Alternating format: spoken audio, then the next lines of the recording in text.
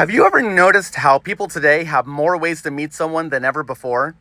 Yet somehow finding someone you actually connect with feels harder than ever? Like, technically, the options are endless. You can meet people through apps, social media, friends, events, work, hobbies, if you have any. You can literally carry access to millions of people right in your pocket. So, why does it feel like everyone is still standing alone? And I think the reason is because we've confused access with connection. Because those two things are not the same. Now, let's back up for a second. For most of human history, meeting someone was a lot simpler. Not easier, but simpler. Your world was smaller. You met people through your community, your friends, your neighborhood, your work, church, family connections. You didn't have to decide between thousands of people. You had a smaller pool, and you learned how to see the person right in front of you.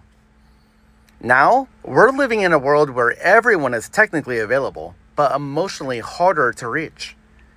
Because when there are unlimited options, the brain starts treating people differently. Psychologists call this the paradox of choice. The more options we have, the harder it becomes to commit.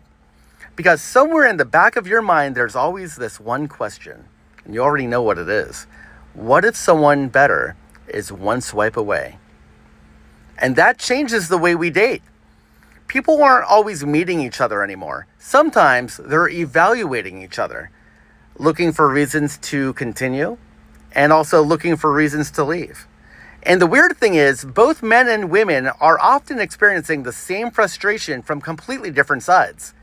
A lot of men, like myself, feel as if we're expected to constantly initiate, compete, impress, and prove our value before we even get a chance to be known. And a lot of women I know feel that they're overwhelmed by attention, but struggle to find attention that actually feels meaningful, safe, and intentional. Different experiences, same result. A lot of people are feeling unseen. And here's where it starts to get interesting. Modern dating has created this strange situation where everyone wants connection, but a lot of people are protecting themselves from the very thing that creates connection. Vulnerability. Because vulnerability is risky. To like someone is to give them the ability to disappoint you. And to be honest about what you want is to risk hearing that they don't want the same thing. So instead, people create armor. They act less interested than they are. They wait for the other person to text first. They keep options open. Ugh.